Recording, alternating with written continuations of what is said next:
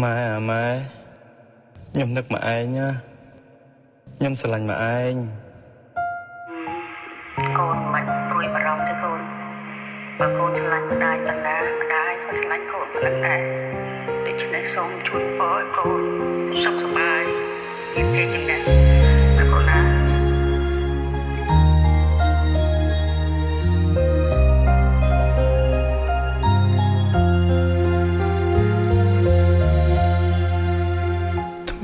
ថ្មិចបើ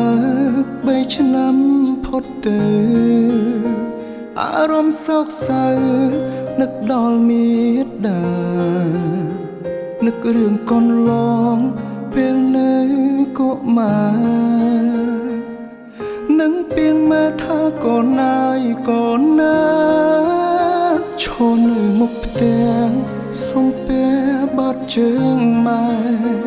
វាមិនពិតទេម៉ែឈឺពីកាម៉ែថាច្រើនឆ្នាំកូនបាត់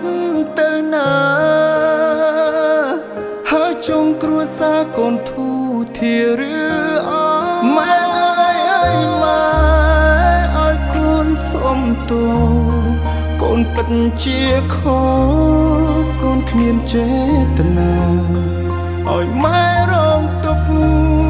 ម៉ែរួឯកាកូនប្រសន្យានឹងមើលថែម៉ែម៉ែអើយម៉ែឈប់ខ្ញុំណាម៉ែកូននឹងនៅក្បែរថែម៉ែរហូតទោះម៉ែវង្វេងម៉ែលប់ម៉ែឈួតកូនមិនរបូតនៅកាន់ដៃម៉ែ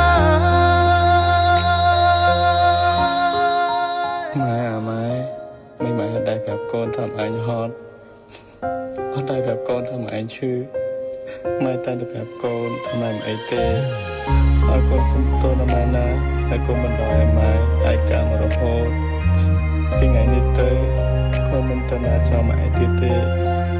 ឈរនៅមុខផ្ទះសុំពេលបាត់ជើងម៉ែវាមិនពិតទេម៉ែឈឺពីកាម៉ែថាច្រើនឆ្នាំកូនបាត់ទៅណាហើយចុងគ្រួសារកូនធូរធាឬអម៉ែអើយម៉ែឲ្យកូនសុំទោកូនពិតជាខកកូនគ្មានចេតនាឲ្យម៉ែរងទុក្ខម៉ែរួឯកាកូនប្រសន្យានឹងមើលថែម៉ែម៉ែអើយម៉ែ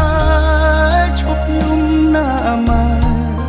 កូននឹងនៅក្បែរថែម៉ែរហូត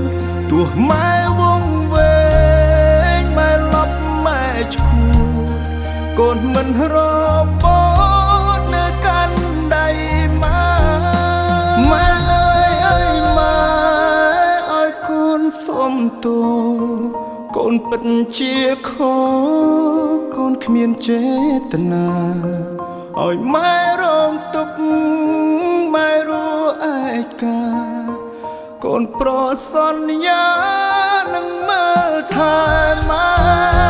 ម៉ែអើយម៉ែឈប់ខ្ញុំណាម៉ែកូននឹងនៅក្បែរថែម៉ែរហូ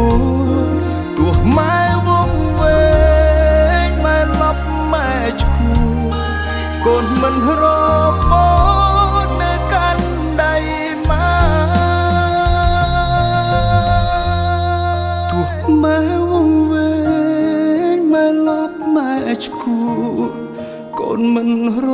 បូតនៅកាន់ដៃ